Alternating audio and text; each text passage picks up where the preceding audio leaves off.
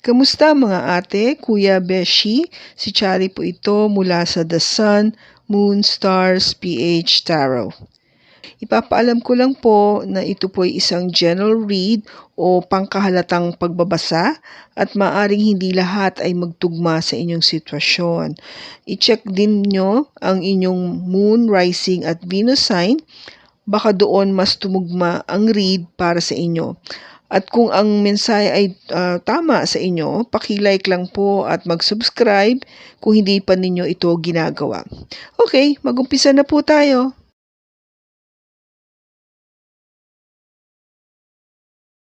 Hello po mga ate, kuya, beshies. Kamusta na po kayo? Andito ulit ako si Chari para gumawa ng another reading, and this is for the sign of Capricorn, Sun, Moon, Rising, and Venus. And of course, welcome po yung mga cross-watchers ni Capi at yung mga bago po nating mga viewers. Tignan po natin ngayon kung ano yung enerhiya o mensahe para sa mga dadating pong pagkakataon ng future, hindi mo nakikita ang coming.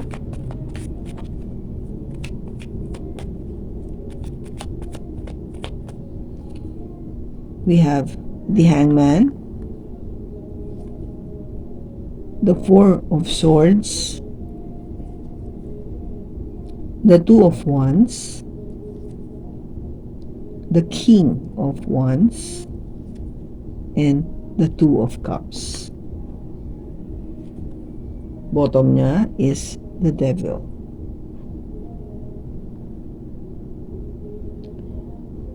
Okay, so ang start ng card mo dito, Capricorn, is the Hangman.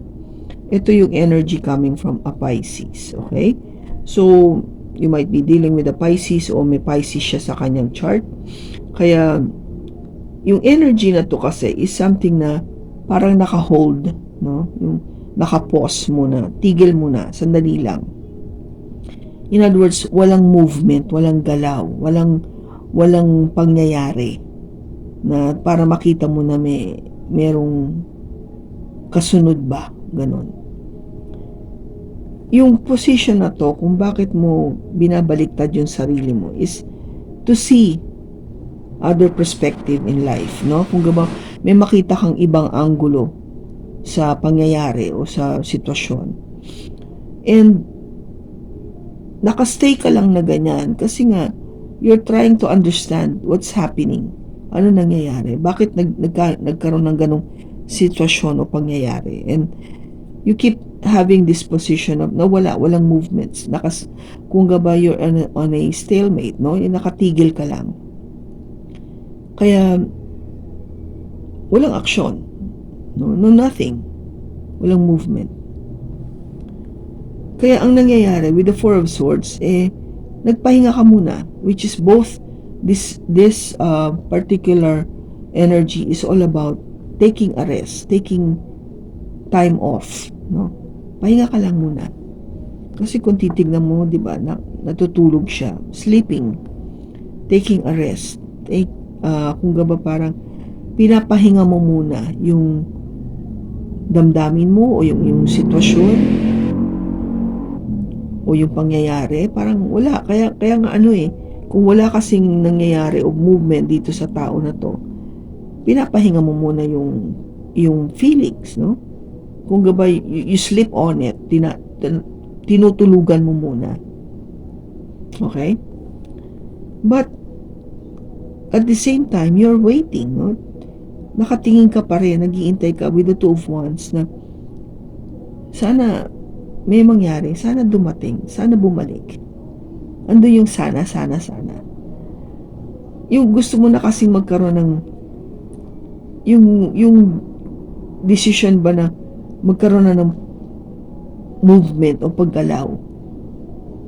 Gusto ko na magkaroon ng decision na sana gumalaw na to, sana magkaroon na ng developments, kung gaba.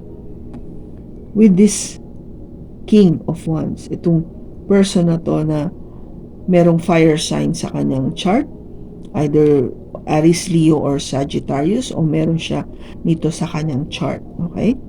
Not necessarily a fire sign. Kasi ito yung iniintay mo no? Because you know this person is your true love with the Two of Cups. Alam mo mahal mo to eh. Totoo to.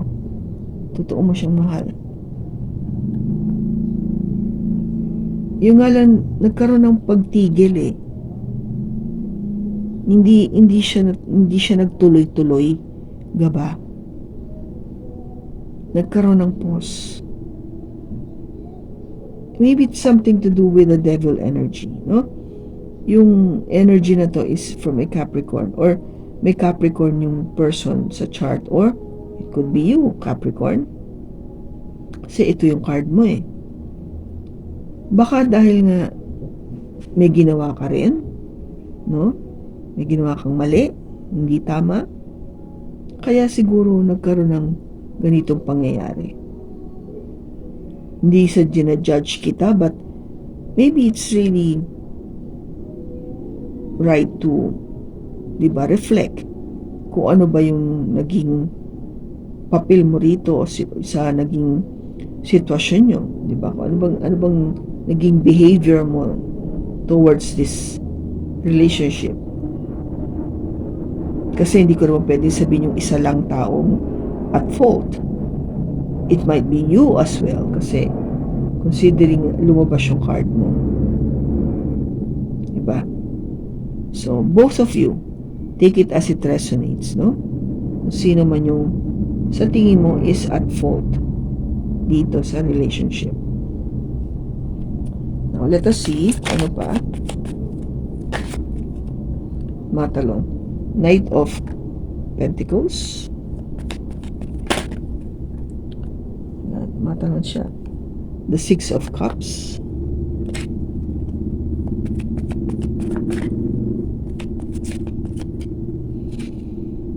Temperance. The Queen of Wands. And the Five of Pentacles. Bottom niya is the Ace of Wands. Okay, Capi. Ang sinasabi dito is kung bakit walang movement, no? Ba't nagkaroon ng hangman energy tayo? This because itong Knight of Pentacles, which you understand, kasi this is Pentacles, no, Capricorn, mabagal. Maybe it has something to do with you, no? Or it could be yung situation nyo, mabagal.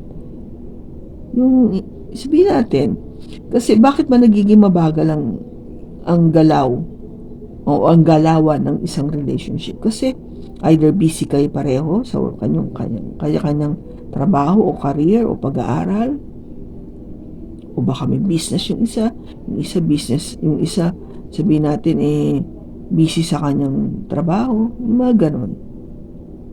Or hindi ka pa sure dito sa tao na to, kaya parang dahan-dahan lang, no? Hindi kayo nagmamadali to get into a relationship. Kaya ikaw, inaano mo talaga, kung ba parang tinitignan mo maigi yung sitwasyon, kung bakit sabihin natin na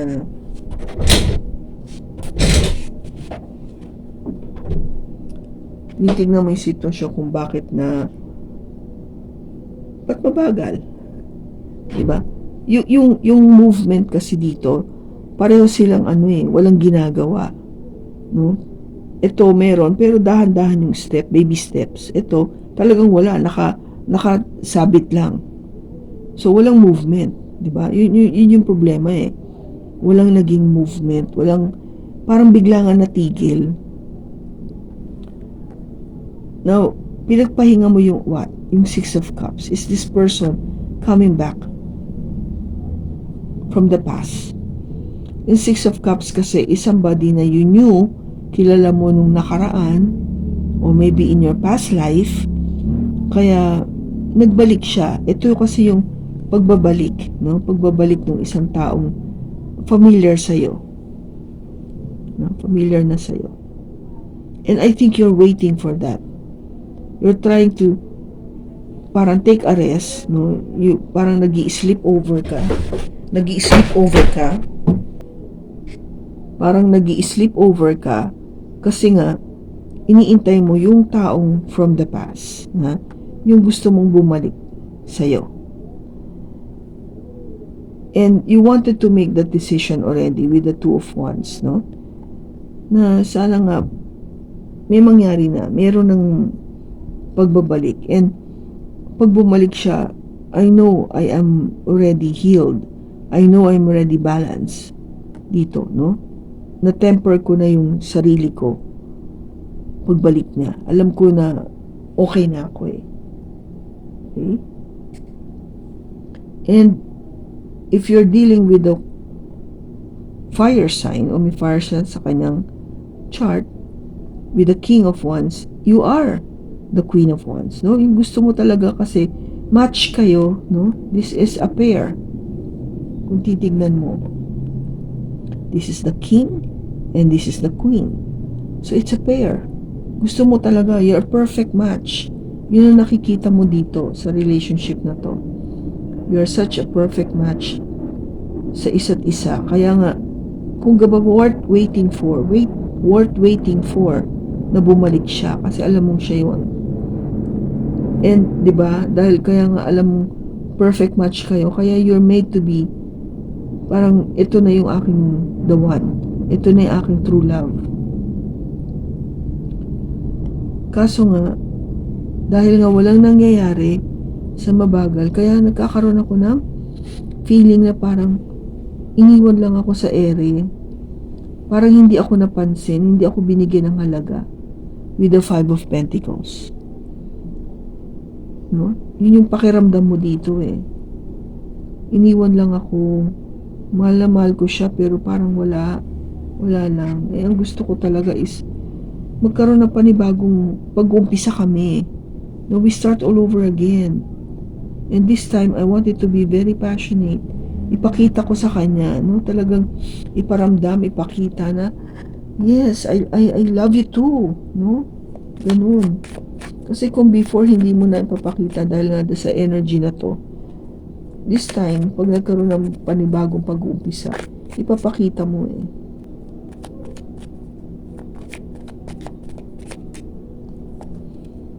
We have the King of Cups, the High Priestess, the Magician, the Ten of Pentacles, and the Fool. Wow. Bottom niya is again the Ace of Wands. Okay, copy? Yung iniintay mo, no? Kung ba't walang movement is this King of Cups. Yung love, yung true love mo. Which is talaga naman dito, di ba? King of Cups is a water sign. Cancer, Pisces, or Scorpio. O meron siya nito sa kanyang chart. But you wanted this person. Ito yung kung bakit mabagal ka. You're waiting for this person to come back to you. And lagi mong iniisip, no, yung intuition mo with the High Priestess. This is an energy coming from a Pisces na sana bumalik na siya. Sana bumalik na siya. You couldn't stop thinking about this person. No? You're trying to use your intuition to talk to this person mentally na sana bumalik ka na sa akin o communicate with me. Come back to me. Something like that. Now, with the Magician, of course, you know all the tools na binigay sa'yo and you are going to use that. Gagamitin mo lahat ng kapangyarihan mo just to get this person back into your life. Okay? Kasi, alam mo, siya yung Ten of Pentacles mo eh. Siya yung magdudulot talaga ng total na kaligayahan, no? Total na kaligayahan sa buong buhay mo. No? You will be in a relationship with this person, eventually get married or settle down, and then siguro have a family, plan a family, magkaroon ng bahay, no? Properties, magkaroon ng mga bagay-bagay na pinag-iipunan ng isang mag-asawa o in a relationship para maging maganda yung future, yung pagsasama nyo, no? Sa pangmatagalan. This is really having it all. Kaya yun yung gusto mong mangyari sa inyong relationship. And with this person, you're you are willing to take the risk, no? Willing to really be the fool, no? This is an energy coming from an Aries. So, baka may Aries din siya sa kanyang chart. Na talagang, this time, I will take that leap of faith. Mag-aano talaga ako, baka sakali ako talaga dito. Magre-risk ako.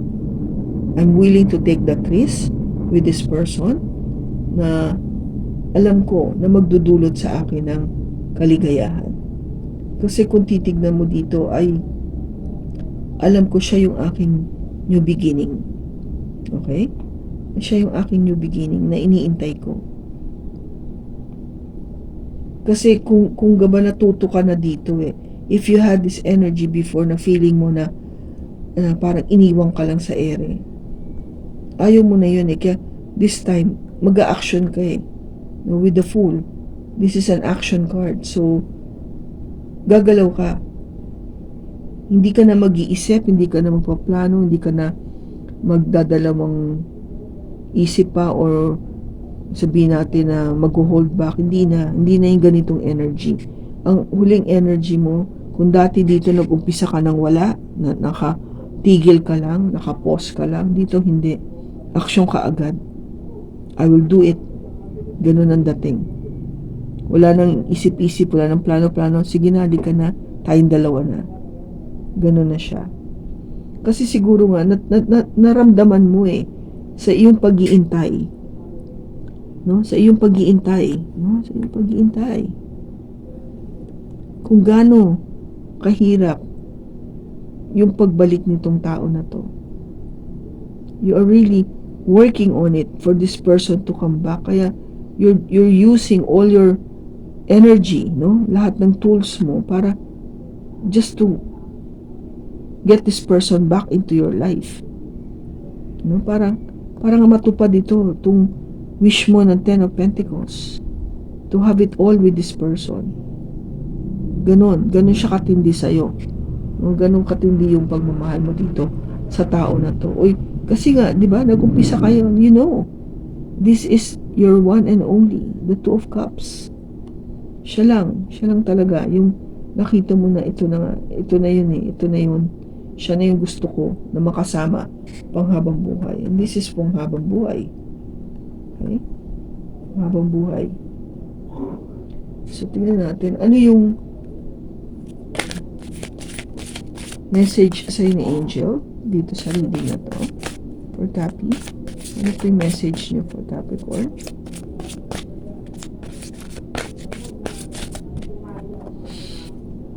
Listen to your intuition. Yes, ito.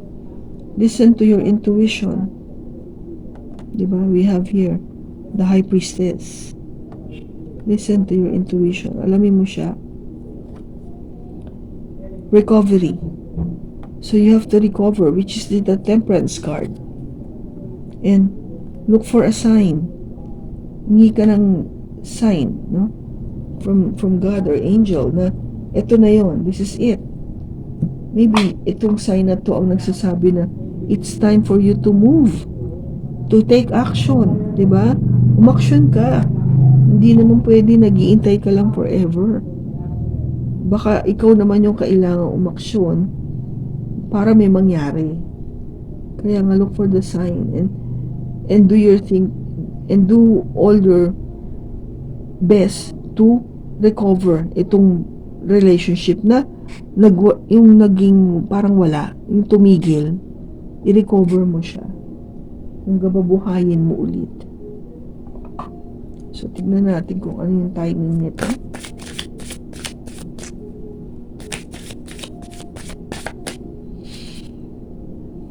Wow, next month.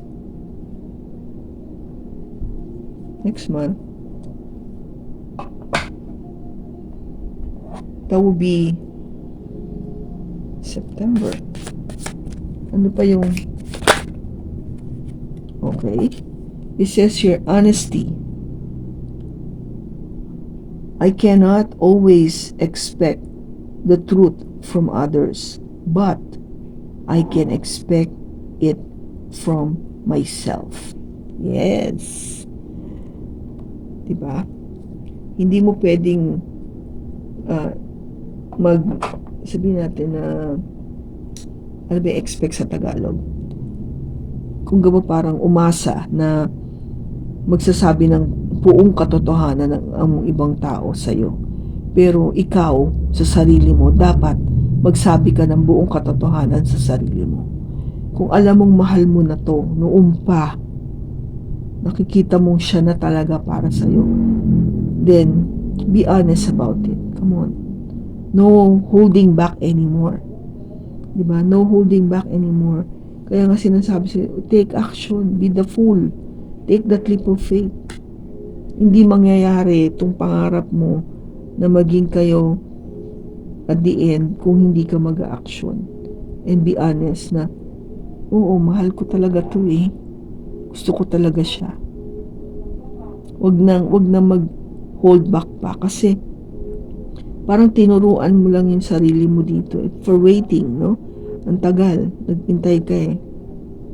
Naghintay ka na kala mo gano'n, kaya ang pakiramdam mo tuloy, kala mo iniwan ka sa ere, pero sa totoo, hindi naman talaga. But, I guess, hindi ka lang umaksyon. No? Hindi ka kasi umaksyon agad. This is the Knight of Pentacles, which is alam naman natin na napakabagal kumilos. Pakabagal kumilos. Kaya, kung ayaw mo na yung gay energy, ang sinasabi ngayon dito, kumilos ka na. Huwag na mag-isip. Gawin mo lang kung ano yung nararamdaman mo. Kumilos ka na. Okay? So, sana nakatulong ito kung kanino mang Capricorn itong nakuha nating energy sa pagbasa na to. Maraming salamat sa pagsama mo sa akin. Sa susunod po muli, ingat ka and God bless.